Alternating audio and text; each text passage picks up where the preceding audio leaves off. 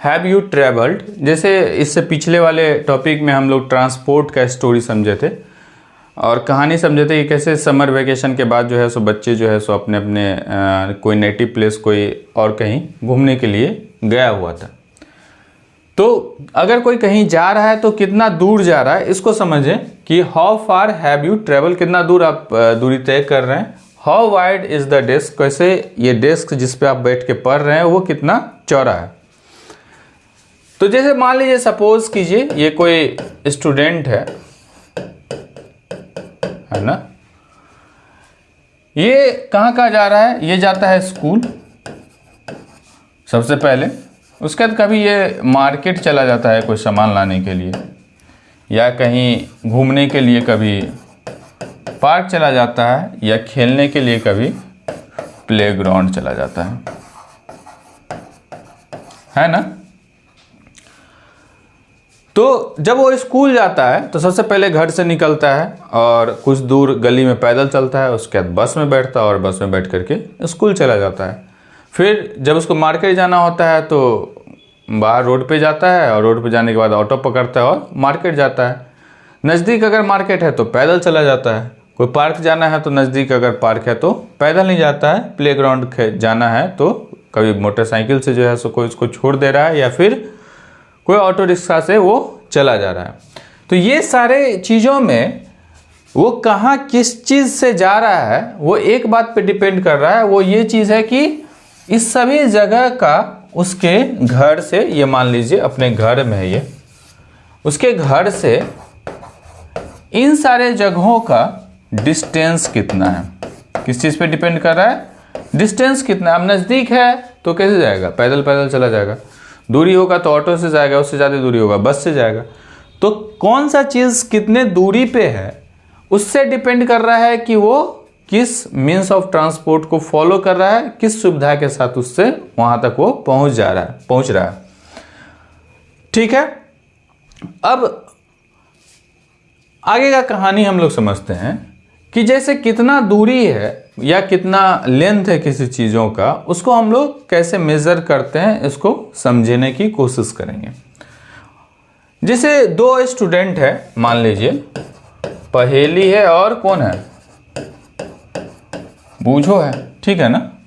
ये दोनों एक बेंच पे बैठ करके पढ़ाई करता है, बड़ा सा क्लास में बेंच है और दो स्टूडेंट उसको शेयर करते हैं। इस डेस्क पे जब वो बैग रखता है, बेंच पे बैठता है और डेस्क पे बैग रखता है मान लीजिए, तो उस दोनों में क्या होता है कि लगता है ना, बच्चा लोग देखते होंगे क्लास में क्या होता है, हम लोग आपस में दोस्त में कभी कभी हो जाता है कि तुम इधर बैग क्यों रख दिया, तो तुम इधर बैग क्यों रख दिया, तो मामला फंस जाता है।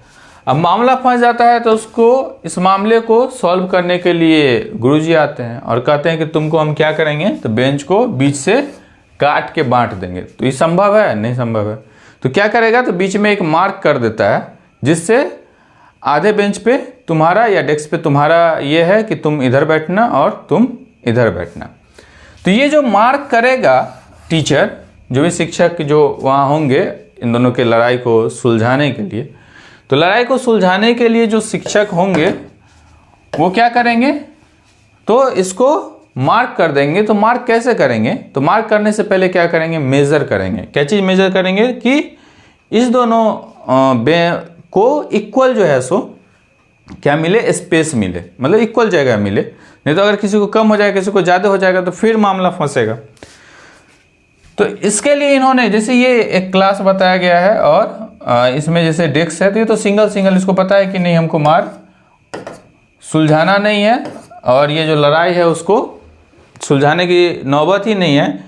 तो ये बहुत ही मतलब कि सिस्टमेटिक पहले से अपना एक बेंच एक स्टूडेंट का कंसेप्ट लेकर के चला है। खैर हम लोग के यहाँ ऐसा सुविधा नहीं है। तो बचपन में हम सभी लोग जो है सो याद होगा क्या खेलते हैं, गिल्ली डंडा खेलते हैं, ठीक है ना। तो उसको बोला कि ठीक है तुम अपना गिल्ली डंडा लेते आना, उसी से तुम्हारा हम ये जो बेंच है उसको मेज़र करेंगे या डेस्क जो है उसको मेज़र करेंगे। तो ये मान लीजिए इनका डेस्क है और इस डेस्क के लिए इनको बोला गया कि भाई तुम जो है वो क्या करना, तो एक अपना जो गिल्ली डंडा जो खेलते हो उसको ले करके आना, ठीक है।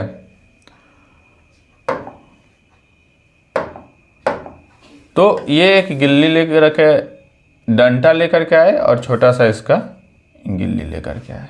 ठीक, अब ये वाला जो डंडा है इससे सर जो है सो हाथ में उठाए और नापना शुरू किए। तो जितना इसका डिस्टेंस होगा उससे नापे। तो नापे तो उन्होंने पाया कि भाई 1 2 और 2 बार बच गया इतना, तो इससे नहीं ना पाएगा, तो इससे नापा और इससे जब नापा तो 1 2 हो गया। मतलब ये 1 डंडा 2 1 गिल्ली, मान लीजिए इसको A लिखे और इसको B लिखे। ठीक, तो कहा कि पहेली को कि भाई तुम एक काम करो कि एक ये ले लो, मतलब इतना डिस्टेंस, और एक इसका डिस्टेंस, तो इतना हो जाएगा तुम्हारा। और इसको कहा कि भाई तुम एक जो है सो ये वाला डिस्टेंस ले लो इधर से, ठीक, और एक गिल्ली का डिस्टेंस, मतलब एक डंडा। ये क्लियर है? ठीक, और इस बीच में उन्होंने क्या किया, एक लाइन बना दिया कि ये वाला जो पार्ट है, मान लीजिए ये पार्ट है A, ये आपका, और ये पार्ट B है, ये उसका। ठीक, ये दोनों तय हो गया। कुछ दिन के बाद क्या हुआ कि ये जो लकीर जो उन्होंने बनाया था, ठीक है ना, लाइन जो बनाया था, वो लाइन मिट गया। लाइन भी मिट गया और ये वाला डंडा भी जो उनका वो क्या हुआ कि खो गया। अब दूसरा ये डंडा लेकर के आया। अब दूसरा डंडा लेकर के आया तो उसमें समस्या, दूसरा डंडा का लेंथ इस पुराने वाले से थोड़ा क्या था, बड़ा था। अब इससे नापा, तो इससे नापा 1 के बाद एक गिल्ली से भी नाप लिया, मान लो इससे भी नापा 2, फिर भी इतना जगह बच गया। ठीक है ना, फिर भी इतना स्पेस मान लो क्या हुआ, बच गया। तो समस्या आ गया कि भाई अब इसको कैसे सुलझाया जाए। तो इसको सुलझाने के लिए क्या किया, तो लोगों ने सोचा कि भाई इसको कैसे सुलझाया जाए, जो टीचर्स थे, स्टूडेंट थे। तो फिर उन लोगों ने क्या किया, तो एक रस्सी लाया, ठीक है ना, थ्रेड, और रस्सी ला करके, रोप ला करके क्या किया, तो उस रोप को रोप लाया, ठीक है ना, और रोप लाने के बाद रोप लाया, ठीक, इस रोप को फोल्ड किया, ठीक है ना। फोल्ड करने के बाद, इस रोप को फोल्ड करने के बाद जो एकदम सेंटर होगा इसका, उस सेंटर पे उन्होंने मार्क किया, ठीक है ना। तो 1 और 2 पार्ट में बट गया, मतलब ये क्या हो गया, 1/2।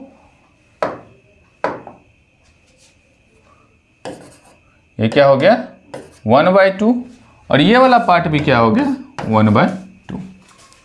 उसके बाद फिर इसको भी आधे में बांटा। तो इसको जब आधे में आप बांटेंगे तो ये 1/2 और ये 1/2, तो ये वाला जो पोर्शन हो जाएगा वो क्या हो जाएगा, 1/4 टोटल का। फिर इसको भी आधा में बांटा, तो जब इसको भी आधा में बांटा तो ये वाला चीज़ जो है वो क्या हो गया, फिर फर्दर जब इसको आधा में बांटा तो ये हो गया 1/8। ठीक, ये इसका लेंथ मान लीजिए A है और ये क्या है, तो B है। तो ये AB लेंथ, उसका आधा 1/2, फिर इसका आधा, फिर यानी कि टोटल का ये 1/4, और फिर इसका भी आधा यानी कि 1/8, ऐसा रस्सी बना लिया। अब उस रस्सी से वो इजीली क्या कर रहा है, तो नाप सकता है और नाप के मेजर करके डिवाइड कर सकता है बेंच को। अब कुछ पॉइंट समझें आप। पॉइंट ये है कि हर एक्टिविटी में, इससे पीछे जितना भी बात किए हैं हम लोग, इस सब में एक चीज़ आदमी जानने का कोशिश कर रहा है कि कोई भी 2 पॉइंट जो है, उस 2 पॉइंट के बीच में डिस्टेंस कितना है ना। चाहे वो होम से लेकर के स्कूल का डिस्टेंस हो, है ना, चाहे दिल्ली से लेकर के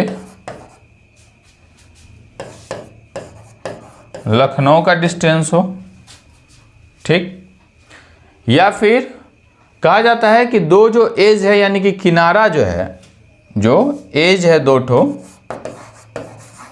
किसका, बेंच का या फिर टेबल का, उसके बीच में कितना डिस्टेंस है। जो डिस्टेंस दिल्ली और लखनऊ के बीच में होगा वो काफ़ी ज़्यादा होगा, और इससे भी ज़्यादा डिस्टेंस जो है वो हम कहेंगे कि कश्मीर और कन्याकुमारी के बीच में होगा, नहीं। तो ये जो डिस्टेंस होगा वो बहुत फार होगा, मतलब दूरी होगा ज़्यादा, और ये जो डिस्टेंस होगा वो सबसे नज़दीक डिस्टेंस होगा एक टेबल का दो किनारा। तो हम लोग फाइनली ये जानने का कोशिश कर रहे हैं कि दो जो डिस्टेंस है उसको कैसे मेज़र करें। देखिए, रस्सी से मेज़र कर रहे हैं या फिर गिल्ली डंडा से मेज़र कर रहे हैं। आप जो बैग में एक स्केल है, इंच स्केल, आप उससे ही मेज़र कर सकते हैं। किसी भी चीज़ से फाइनली जो ऑब्जेक्टिव है मेज़र करना, ये ऑब्जेक्टिव है। तो इस सारे एक्टिविटी में ये समझने की कोशिश की गई है कि आखिर जो है सो दो जो टर्मिनल है, उस टर्मिनल के बीच का, यानी दो पॉइंट के बीच का, दो सिटी के बीच का डिस्टेंस क्या होगा।